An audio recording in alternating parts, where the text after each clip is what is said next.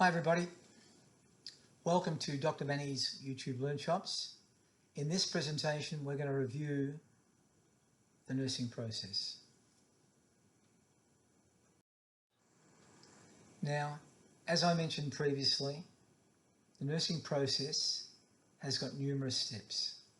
Step one is assessment, and it was in 1958 that the nursing theorist Ida Jean Orlando generated the nursing process, which is a systematic problem-solving approach used to identify, prevent and treat actual or potential health problems to promote wellness. It's the first step and involves critical thinking on the nurse's part and data collection, which is both subjective and objective. Remembering, subjective data involves verbal statements from the patient or caregiver. Objective data is measurable. It's tangible data such as vital signs, input and output, height, weight. This data comes directly from the patient or from the primary caregivers who may or may not be directly related to family members. So critical thinking skills are essential when you're looking at assessment or performing assessment.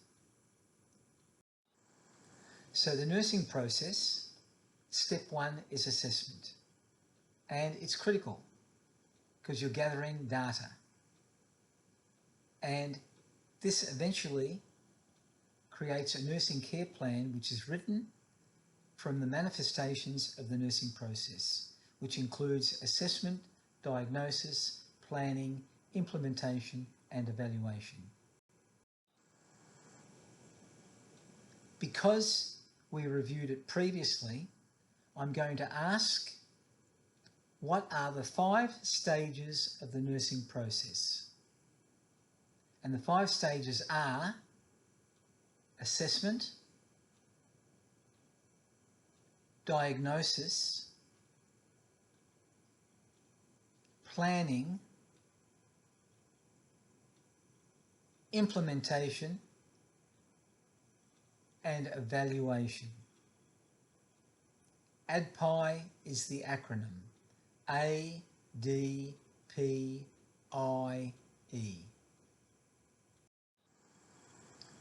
We also reviewed this previously. What is objective and what is subjective data? The patient says he's got a fever and has muscle aches and nausea. He has a flushed appearance and the nurse reads a temperature of 102 degrees Fahrenheit. The objective data is the temperature and the flushed appearance. The subjective data is what the patient said. They feel muscle aches, reports nausea, and reports that they have experienced a fever previously. Again, what is objective and subjective data? A patient is clutching his stomach, complaining of nausea, diarrhea and headache. The nurse observes him vomiting into the toilet. Which of the following in the history is the objective data and which is subjective? The objective data is the nurse observing the vomiting.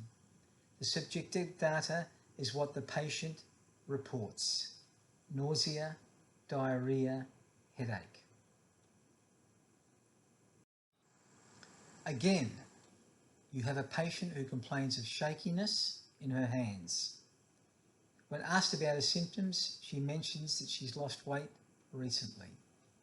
Currently she weighs 187 pounds, and while she's on the scale, the nurse observes that her hands are shaking. What is objective data and what is subjective data? The objective data is the patient's weight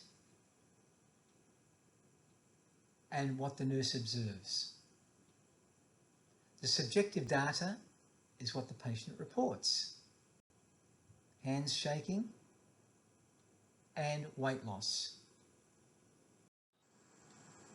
So when it comes to the nursing process, in healthcare application, the nursing process is essentially a systematic, organised, rational method of planning, and the objective is to provide holistic and patient-focused care.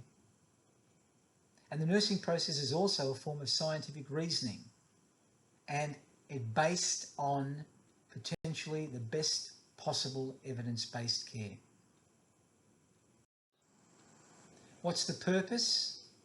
The purpose of the nursing process is to identify the client's, the patient's healthcare status and actual and potential healthcare problems. And it interrelates with now assessment and diagnosis.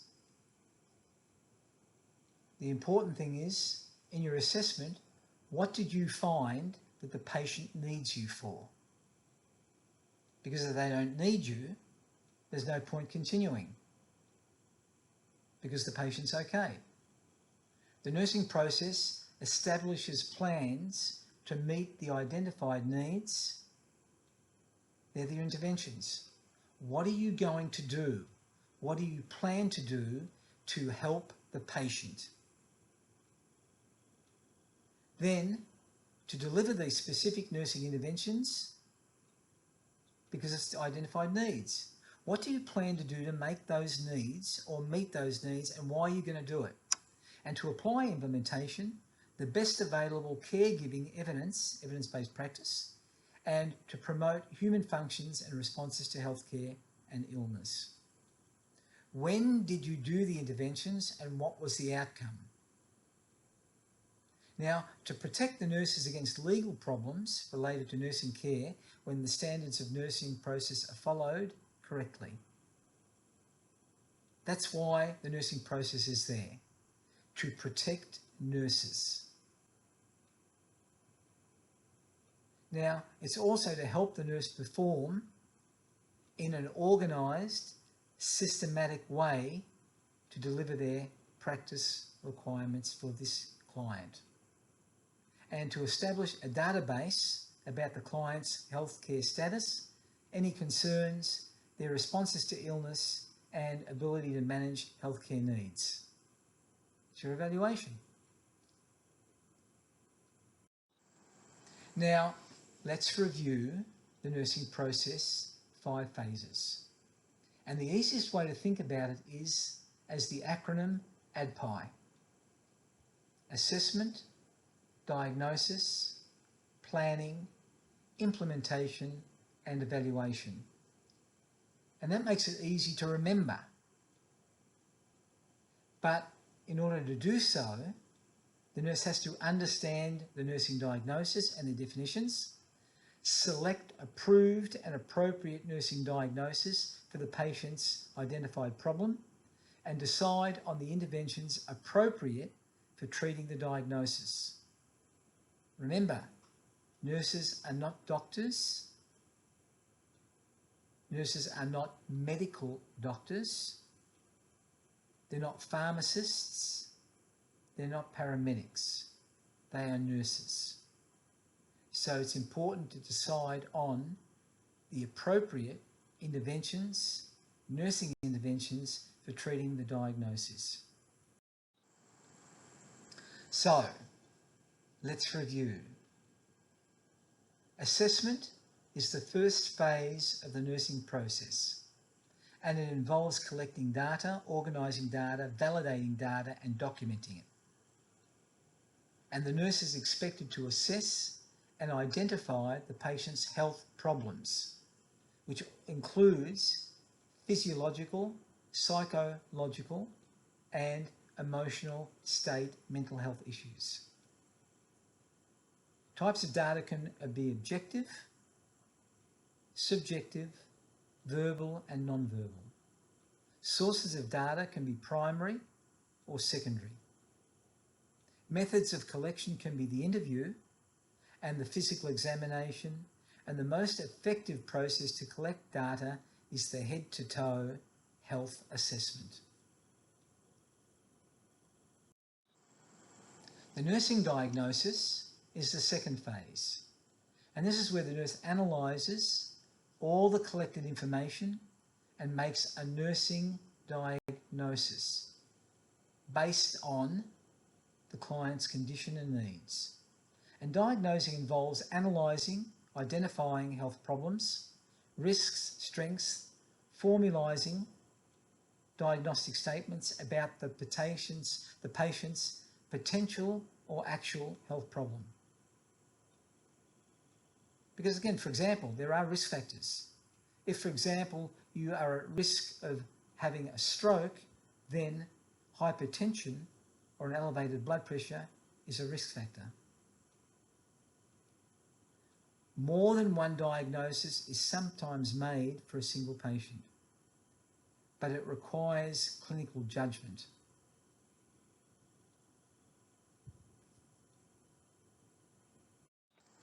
Now, the nursing diagnosis has got typically three components: the problem and its definition, the etiology, which is also known as the pathophysiology, and the cause.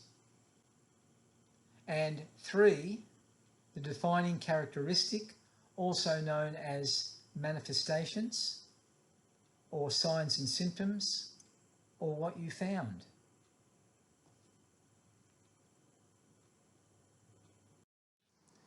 Now, the problem and its definition is basically a diagnostic label which describes the client's health problem or response to which the nurse therapy is given. And it's got two parts to it typically, which is the qualifier and the focus of the diagnosis. Now, qualifiers are just words that have been added to diagnostic labels to give additional meaning. It can limit it, or it can specify a diagnostic statement. Now, exempted in this rule are one-word nursing diagnoses such as anxiety, constipation, diarrhea, nausea. A qualifier informs about the problem. So, for example, look at the screen. The qualifier is deficient, imbalanced, impaired, ineffective, risk for. The focus of the diagnosis relates to the main problem, which could be related to, for example, fluid volume, nutrition less than body requirements, gas exchange, tissue perfusion, injury. Now, the etiology, also known as pathology or cause, is related to what? Now, the etiology or related factors are a component of the nursing diagnosis that identifies one or more probable causes of the health problem. And their conditions involved in the development of the problem. What caused it? That's basically what it's saying. And as a consequence of that, the nursing interventions should be aimed at what the cause is in order to remove the underlying cause of the nursing diagnosis. So the etiology, the pathology, the cause is linked.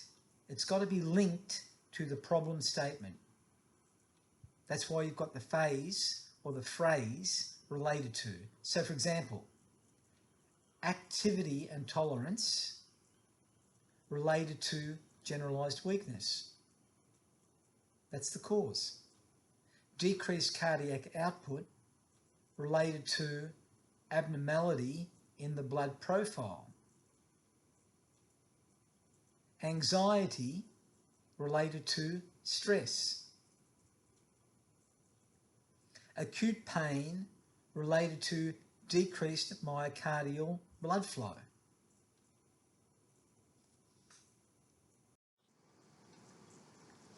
What are some of the defining characteristics, which is the manifestations? The signs and symptoms. The defining characters are the signs and symptoms, the manifestations. So, for example, for a risk nursing diagnosis, there are no signs and symptoms because it's a risk. It hasn't happened yet. It's potential. In actual nursing diagnosis, the defining characteristics are identified as the signs and symptoms of the client. So the defining characteristics are written following the phrase as evidenced by or as manifested by in the diagnostic statement.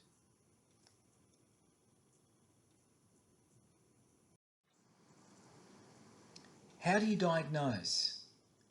What's the diagnostic process? And there are 3 phases to it: analysing, identifying, and formulating. Now, when it comes to analysing the data, this is where you compare patient data against the norms. Identifying the health problems, identifying risks, identifying strengths. And it involves determining whether the problem is a nursing diagnosis, a medical diagnosis, or a collaborative problem. And it's also at this stage that the nurse and the client identify the client's strengths, resources, and abilities to cope. When formulating the diagnostic statement, this is the last step. And this is where the nurse creates a diagnostic statement, but it has to be approved as a NANDA diagnosis. Examples could be ineffective airway clearance, disturbed body image, risk for unstable blood glucose, impaired urinary elimination, self-care deficit such as dressing. See, by comparison, if you're looking at the nursing diagnosis, ineffective airway clearance, the medical diagnosis is pneumonia, potentially. Nursing diagnosis, disturbed body image, medical diagnosis, amputation. Risk for unstable blood glucose, medical diagnosis, type 1 or type 2 diabetes mellitus. Impaired urinary elimination, nursing, medical, post-op prostatectomy. And the list goes on. So, what are some of the types of nursing diagnosis? Well, the types of nursing diagnosis that we're going to do here are 2: problem-focused and risk. Problem-focused nursing diagnosis is also known as actual diagnosis, a client problem, present at the time of the nursing assessment. And they're based on the presence of associated clinical manifestations, which we said were signs and symptoms. So, for example, anxiety related to stress as evidenced by increased tension, apprehension, and expression of concern regarding upcoming surgery. Or acute pain related to decreased myocardial blood flow as evidenced by facial grimacing, expression of pain, guarding behaviour of the chest. Risk diagnosis, however, are clinical judgments that a problem doesn't exist, but the presence of risk factors indicates that the problem is likely to develop unless nurses intervene. So, for example, risk for injury, risk for infection are risk diagnosis.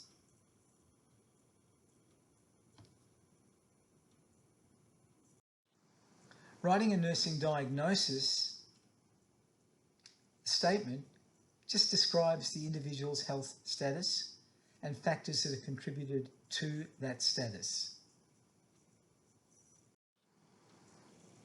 You can write a PES, nursing diagnosis. And basically, P is the problem, E is the etiology, S is the signs and symptoms. So, for example, another way of writing a nursing diagnostic statement is by using this format. What's the problem? That's the diagnostics label. What's the etiology? What are the related factors? And what are the signs and symptoms? the defining characteristics or manifestations.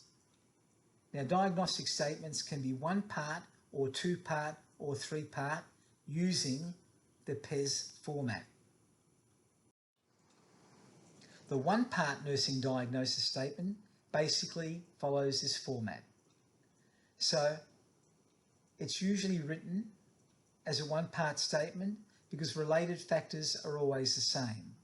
So for example, one part nursing diagnosis statement include things like readiness for enhanced coping, rape trauma syndrome, readiness for enhanced breastfeeding. Two-part nursing diagnosis statements. The first part is the diagnostic label. The second part is the validation for a risk nursing diagnosis. And in a risk, it's not possible to have a third part because the risk is just potential. It's possible. Because if it's possible or a risk, there are no signs and symptoms. They don't exist yet. So for example, risk for infection as evidenced by a weakened immune system response. Risk for injury as evidenced by unstable hemodynamic profile. The part 3 is the actual problem. So therefore this has a diagnostic label, a contributing factor, which we say is related to, and 3 signs and symptoms as evidenced by or as manifested by. And this uses the PES format: problem, etiology, signs and symptoms. So for example, in the 3-part nursing process statement, this could include acute pain related to tissue ischemia as evidenced by a statement of I feel severe pain on my chest.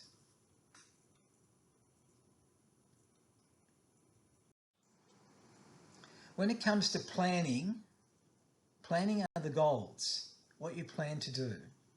And that's the 3rd step of the nursing process. And it provides direction for nursing interventions. However, they should include short and long-term goals. And each problem has a clear, measurable goal for the expected beneficial outcome. When it comes to planning, you've got initial planning, ongoing planning, and discharge planning. In the initial planning, the nurse conducts the admission assessment and creates an initial comprehensive care plan. The ongoing are by all the nurses who work with the patient, the client, and determines if the client or patient health status has changed. It's important to set priorities. Priorities are what is most important to the patient's condition. Discharge planning is the process to provide continuity of care after discharge. And it's commenced for all patients when they're admitted to any healthcare setting. Discharge planning commences immediately on admission. And it involves the client and the client's family or support persons in the planning process to make discharge effective, safe. So let's review what we understand by short-term and long-term goals. What does that mean? A short-term goal is primarily used in an acute situation. A long-term goal is used in a chronic situation. A short-term goal can be minutes, hours, days. A long-term goal can be days, weeks, months, years. So a short-term goal, for example, could be resolve acute pain after surgery. A long-term goal can be lower a patient's HbA1c with better management of their diabetes mellitus.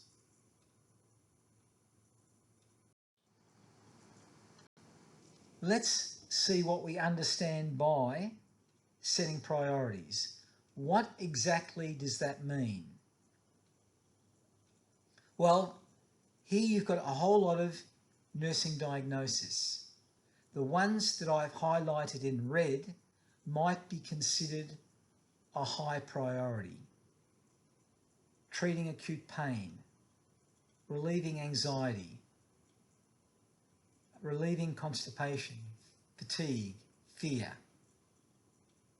It could involve bowel incontinence, impaired gas exchange, ineffective breathing patterns, insomnia. The others, even though important, may not be the priority.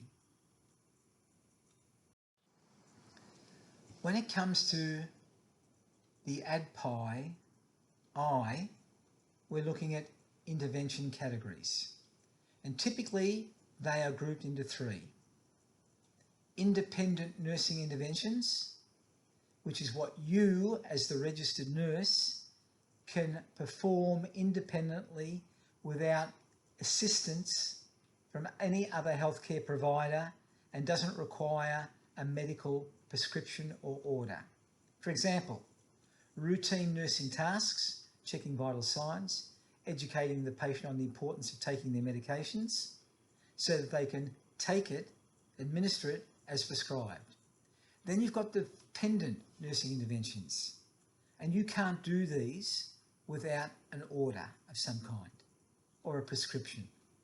And some of these actions require guidance or supervision from a physician or another medical professional. For example, prescribing a new medication, inserting or removing a urinary catheter, providing a special diet, applying a wound or bladder irrigation.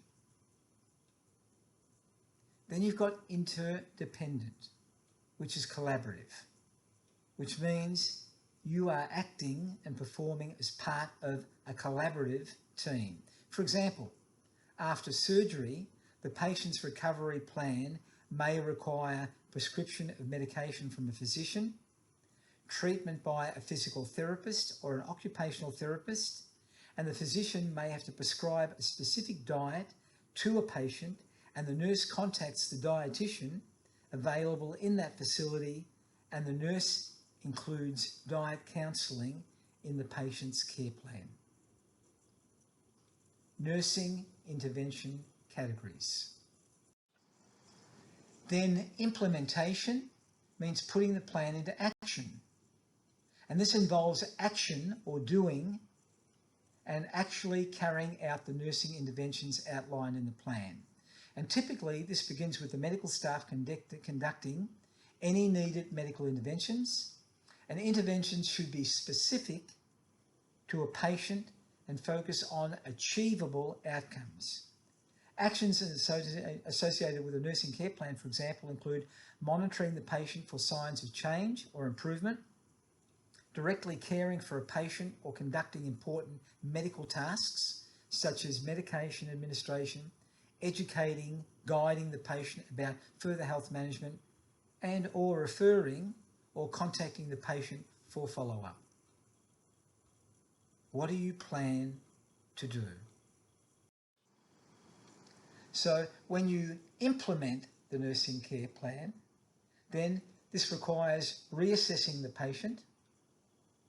For example, patient urine output 500 mils per hour for 4 hours. Prescribed order for diuretic Lasix 40 milligrams now due. Is the diuretic essential? If they're passing all that urine, you're required to reassess and escalate your information, data, concerns, non-concerns. Evaluation. Determining the nurse's need for assistance. Other nursing tasks may be performed by non-registered nurse members of the healthcare team. For example, the patient care technician. So for example, ambulating an unsteady obese patient may be repositioning a client to prevent pressure ulcers. Then implementing the nursing interventions, and this is where nurses have to describe, explain and clarify to the patient what interventions will be done, what they anticipate will happen, what the client is expected to do, and what the expected outcome is. So when implementing care, nurses perform activities that may be independent, dependent, or interdependent, which are also known as collaborative. And the final phase is the evaluation. The fifth step in the nursing process is evaluation. What happened? Did the plan work or didn't it work? And this is the final phase of the nursing process, which is vital for a positive patient outcome. And whenever a healthcare provider intervenes or implements care, they have to reassess or evaluate to ensure the desired outcome was met. And possible patient outcomes could be the patient's condition improved, the patient's condition stabilised, the patient's condition did not improve. It actually got worse. What are the steps in evaluation? They are collecting the data, comparing the data with the desired outcomes. Was the goal met? Was it partially met? Was it not met? And it's very important to determine whether the nursing activities had any relation to the outcome, whether it was successfully accomplished or not accomplished. Okay, that's the end of this session. If you felt that it was important, please recommend this Dr. Manny Learn Shop to other colleagues and follow through with the subsequent Learn Shops on health assessment.